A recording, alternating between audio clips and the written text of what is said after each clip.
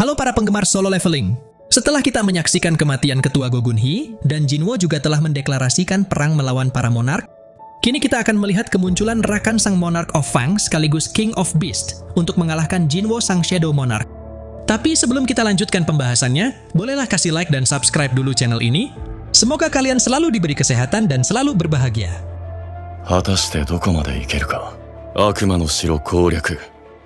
Cerita berlanjut dengan memperlihatkan Wo Jinchul yang masuk dalam berita utama setelah ia resmi menjadi ketua Asosiasi Hunter Korea yang baru. Dan bersamaan dengan itu, kini seluruh warga juga telah digemparkan dengan kemunculan gate raksasa yang menutupi langit Seoul, Korea Selatan. Di mana gate ini adalah gate terbesar yang pernah muncul semenjak kemunculan monster sihir pertama. Di sini terlihat banyak warga yang menyaksikan fenomena tersebut, namun raut wajah mereka sudah jelas tidak bahagia. Sementara di saat yang sama di negara Amerika, Dr. Belzer dan para petinggi lainnya telah mengadakan rapat darurat untuk membahas tentang kemunculan gate raksasa di Korea yang sudah diprediksi oleh Dr. Belzer saat konferensi internasional sebelumnya.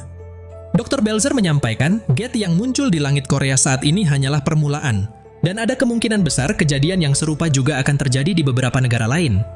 Namun begitu Dr. Belzer ditanyai oleh seorang pria, apa tindakan terbaik yang bisa mereka ambil di situasi saat ini? Ternyata Dr. Belzer tidak yakin apakah masih ada hal yang bisa mereka lakukan selain berdoa agar fenomena ini tidak akan berakhir menjadi bencana. Scene kemudian kembali berganti ke sisi Jinwo yang sedang terbang bersama Kaisel untuk mencoba memasuki gate di langit itu. Tapi anehnya, ternyata Jinwo tidak bisa memasuki gate tersebut, seolah-olah ia telah diblokir oleh sebuah dinding penghalang. Jika ini hanyalah dinding penghalang biasa, mungkin Jinwo sudah bisa menghancurkannya. Namun setelah menyadari dinding penghalang ini bahkan tidak bisa dilewati oleh seorang awakened seperti dirinya, sontak Jinwo jadi bertanya-tanya, apakah makhluk di dalam gate ini berbeda dari monster-monster yang sudah pernah ia temui sampai sekarang. Namun tidak peduli di mana dan siapapun musuhnya, mengingat ada teman dan anggota keluarganya berada di bawah gate ini, maka Jinwo tidak akan membiarkan musuhnya lolos begitu saja. Sesaat kemudian, Jinwo menerima telepon dari Wo Jinchul yang saat ini telah menjadi ketua Asosiasi Hunter Korea. Wo Jinchul mengatakan, setelah ia melihat permintaan yang Jinwo ajukan, ia sudah meminta Biro Hunter Amerika untuk memindai seluruh area dengan satelit. Namun ternyata tidak ada kemunculan gate baru dimanapun di seluruh dunia. Atau dengan kata lain, saat ini tidak ada gate baru yang muncul selain gate yang sudah dibentuk. Mendengar hal itu, Jinwo kemudian bergumam di dalam benaknya. Sudah 3 jam berlalu semenjak kemunculan gate raksasa. Apakah ini hanyalah kebetulan, hingga tidak ada satupun gate baru yang muncul di seluruh dunia dalam waktu 3 jam itu? Tapi aku yakin, fenomena seperti ini tidak hanya sebuah kebetulan. Begitu Wo Jinchul mengungkapkan rencananya untuk mengevakuasi seluruh warga yang tinggal di dekat gate, dan ia juga menanyakan apa rencana Jinwo selanjutnya. Dengan tegas Jinwo menjawab, meskipun aku tidak tahu apa yang akan terjadi besok, apapun yang terjadi aku akan tetap melakukan ini. Lalu tak lama setelah Jinwo mengakhiri teleponnya sembari menyipitkan mata saat menatap tajam ke arah gate tersebut, Jinwo langsung pergi ke gedung olahraga Asosiasi Hunter untuk mengasah kemampuannya dengan latihan bertarung melawan Beru. Serangan demi serangan terus dilancarkan oleh Beru, namun tidak ada satupun serangan yang bisa mengenai Jinwo. Hingga sampailah ketika Beru akan melancarkan serangan berikutnya, tapi masih dapat Jinwo atasi dengan menangkap tangan Beru. Jinwo pun kemudian berkata, apa kau benar-benar sudah menggunakan semua kekuatanmu? Beru yang mendengarnya sontak ia segera melepaskan tangannya dari cengkraman Jinwo dan langsung berlutut sembari berkata, Rajaku, aku tidak akan berani melakukan itu. Lalu setelah Jinwo membalas mengatakan tidak apa-apa, aku hanya ingin sedikit berkeringat dan hanya kaulah satu-satunya prajuritku yang bisa membuatku berkeringat. Mendengar pujian itu Beru jadi merasa sangat bahagia, kemudian ia dan Jinwo mulai melepaskan aura kekuatan mereka masing-masing. Di sini terlihat Beru yang melompat ke udara untuk mencakar Jinwo dengan kedua tangannya. Namun karena Jinwo juga masih bisa menghindari serangan itu dengan mudah. Saat itu Beru sekali lagi mencoba menyerang Jinwo dengan pukulan tangan kirinya, tapi sayang pukulan itu juga dapat ditahan oleh Jinwo, meskipun Beru sekarang sudah menjadi lebih kuat setelah naik level menjadi rank commander. Sementara setelah Beru terus melancarkan serangan bertubi-tubi, dan Jinwo selalu bisa menghindar dengan kelincahan tubuhnya.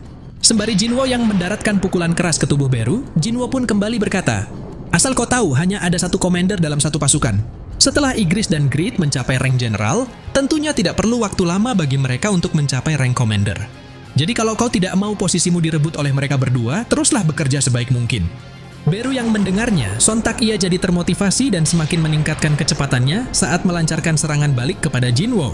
Namun meskipun Jinwo sendiri mengakui bahwa Beru adalah prajurit terkuat dalam pasukan bayangannya saat ini, Menurut Jinwo, kekuatan Beru yang sekarang masih tidak cukup kuat untuk mengalahkan para monark.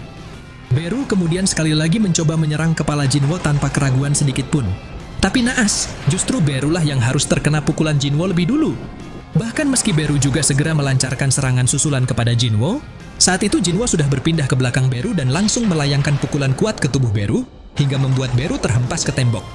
Saat mendengar Beru yang berkata, "Saya terus-menerus terkesima oleh kekuatan rajaku yang sangat luar biasa." Jinwo pikir, sepertinya ia perlu memblokir channel drama kolosal di televisi rumahnya, agar Beru tidak menonton drama itu lagi. Namun yang lebih penting saat ini, Jinwo dan Beru harus bertanggung jawab untuk membereskan kerusakan gedung akibat pertarungan mereka. Scene kemudian berganti ke sebuah hotel tempat Thomas menginap di Korea. Thomas yang ditanyai oleh Laura, apakah sebaiknya kita kembali ke Amerika sekarang juga? Lantas Thomas pun menjawab, bagaimana bisa aku meninggalkan sesuatu yang begitu besar dan cantik seperti itu?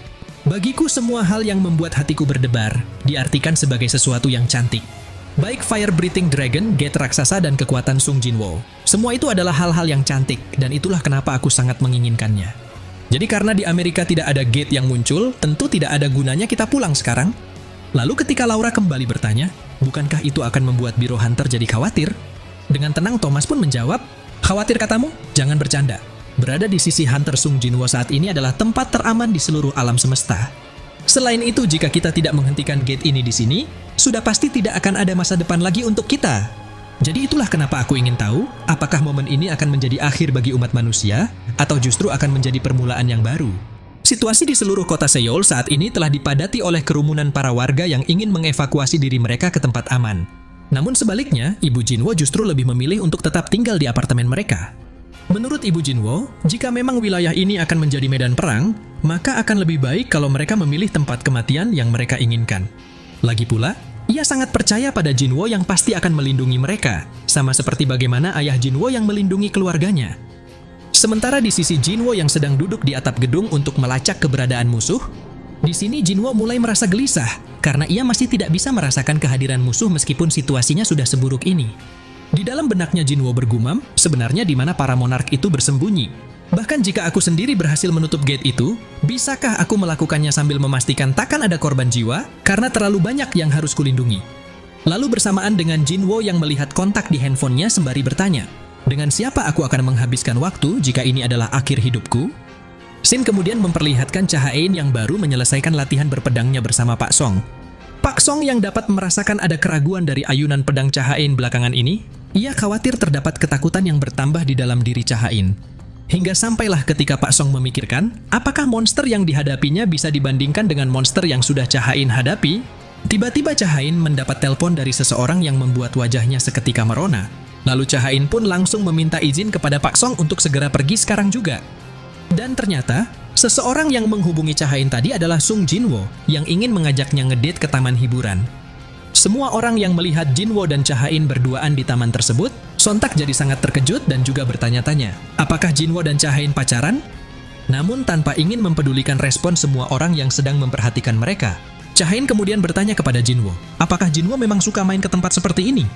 Jinwo menjawab, sebenarnya ia tidak terlalu menyukainya, tapi setidaknya ia ingin satu kali saja main ke sini. Lalu begitu Cha Hae-in kembali bertanya, jadi kenapa kau membawaku main ke tempat ini? Sembari tersenyum Jinwo menjawab, itu karena kau adalah satu-satunya teman yang kumiliki. Lebih tepatnya setelah kau rela mempertaruhkan nyawa untuk menyelamatkanku saat insiden double dungeon waktu itu. Cha Hae-in yang mendengarnya, sontak jadi tersipu malu dan berusaha menyembunyikan wajahnya yang memerah, lalu ia bergumam di dalam benaknya.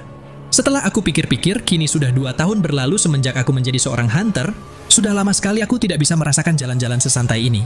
Dan setiap kali aku bersama Hunter Sung, aku selalu bisa merasakan aroma yang unik darinya. Sesaat kemudian, Jinwo dan Cha Hae-in mulai mencoba semua wahana permainan yang belum pernah mereka rasakan keseruannya. Namun berhubung setiap wahananya terlalu lambat bagi seorang hunter rank S seperti mereka, kocaknya mereka berdua hanya menunjukkan ekspresi datar. Seolah-olah wahana itu tidak ada apa-apanya jika dibandingkan saat mereka berada di dalam dungeon. Jinwo yang menyadari situasi ini, akhirnya ia memutuskan untuk mengajak Cha Hae-in mencoba sesuatu yang lebih menyenangkan dengan membawanya terbang menembus awan bersama Kaisel. Dan alhasil, pada momen inilah keduanya baru bisa menikmati kebahagiaan yang sesungguhnya, karena pemandangan yang mereka lihat di langit sore itu sangat indah sekali. Cha Hae-in kemudian bertanya kepada Jinwo, Kenapa kau lebih memilih pergi ke taman hiburan tadi, padahal kau mempunyai sesuatu seperti ini? Hingga setelah Jinwo menjawab, taman hiburan itu dibangun di atas gate tempat ayahku menghilang. Jadi setidaknya sekali saja aku selalu ingin pergi ke sana. Cha-Hain yang mendengarnya sontak jadi sangat terkejut dan langsung berterima kasih kepada Jinwo, karena Jinwo selalu menunjukkan kebaikan padanya. Dan pada akhirnya, momen bahagia di hari itu pun berakhir dengan Jinwo yang juga ingin mengajak Cha-Hain melihat bintang jatuh di tengah hutan, hingga membuat hubungan mereka berdua jadi semakin dekat lebih dari sekedar teman. Di keesokan harinya di depan gedung kantor Asosiasi Hunter Korea. Di sini terlihat para hunter yang telah berkumpul untuk bersiap menghadapi pertempuran saat gate raksasa itu terbuka. Namun tanpa disadari oleh siapapun yang ada di sana, ternyata Rakan Sang Beast Monarch sudah muncul di bumi dan langsung memakan seorang hunter yang tidak sengaja bersenggolan dengannya. Melihat kejadian itu, sontak telah membuat para hunter lainnya jadi sangat terkejut dan diam membeku di hadapan Rakan. Bahkan sebelum mereka sempat bereaksi, saat itu Rakan juga langsung menghantamkan tinjunya ke tanah, yang membuat semua hunter di area itu harus terlempar jauh karena gelombang kejut yang sangat kuat, dan kemudian salah satu hunter juga langsung dihantam oleh mobil yang terbang ke arahnya. Lalu sembari Rakan yang mulai melepaskan aura kekuatan monark berwarna putih kemerahan yang mencabik-cabik udara di sekitarnya, Rakan pun kemudian berkata, "Dengarlah manusia yang lemah, mulai saat ini aku akan memburu kalian.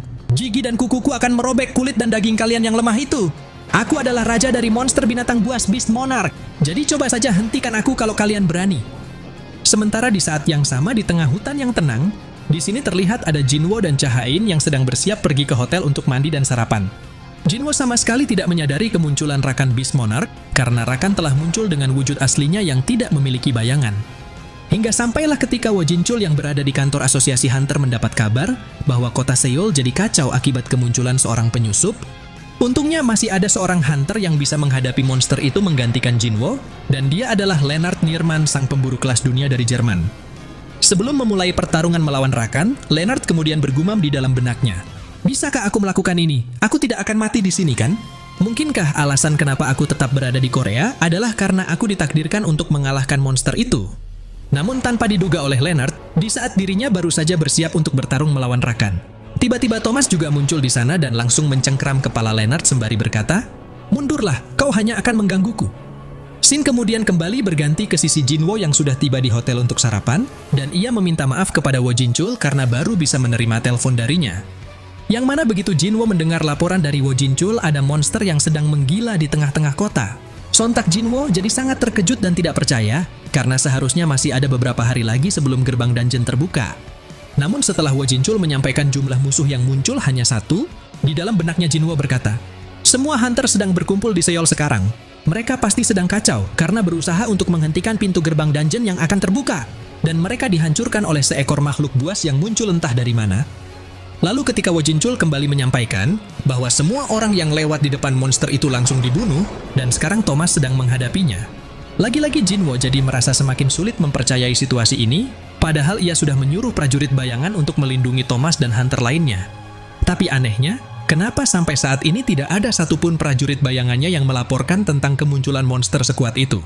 Hingga begitu Jinwo menyadari sinyal antara dirinya dan prajurit bayangannya terasa sangat lemah, seolah-olah ada sesuatu yang sengaja melemahkan sinyalnya, dan bahkan prajurit bayangan yang Jinwo gunakan sebagai koordinat juga menghilang. Di sini Jinwo pun langsung menanyakan kepada Wo Jinchul, apakah monster itu memiliki bayangan tubuhnya? Karena jika memang benar seperti dugaannya bahwa monster itu adalah monark, Jinwo yakin musuh itu pasti telah menyembunyikan sosok monster yang sangat besar di balik bayangan yang tidak terlihat. Scene kemudian kembali berfokus ke medan pertempuran, di mana Thomas yang memerintahkan para hunter Korea agar jangan berdiam diri saja, dan cepatlah selamatkan warga yang ada di sekitar wilayah ini. Lalu setelah Thomas mengatakan, "Aku melihat ada makhluk buas yang menggila dan tidak sadar diri. Jadi makhluk seperti dia itu cocok untuk dihajar sampai mati." Saat itu Thomas langsung melepaskan kekuatannya untuk bertarung melawan Rakan tanpa merasa goyah sedikit pun. Bahkan meski Rakan sudah lebih dulu melancarkan serangannya kepada Thomas, ternyata cengkraman cakar tajam milik Rakan tidak mampu menembus pertahanan Thomas. Tapi justru Thomaslah yang berhasil mendaratkan pukulannya ke wajah Rakan. Kemudian ketika Rakan sekali lagi mencoba melayangkan pukulan ke perut Thomas, dengan cepat Thomas juga langsung bersiap untuk membalas Rakan dengan membanting kepalanya ke tanah. Hingga Thomas mampu mengungguli pertarungan untuk sementara waktu ini. Namun karena Rakan Sang Beast Monarch masih belum menunjukkan kekuatannya yang sesungguhnya, tentunya pertarungan tersebut tidak akan berakhir begitu saja. Nah, jadi inilah keseluruhan cerita dari video Solo Leveling Season 4 episode kali ini. Terima kasih buat teman-teman yang sudah nonton sampai selesai. Kira-kira akan ada keseruan apalagi setelah ini? Tetap nantikan update video lanjutannya hanya di channel Onobe.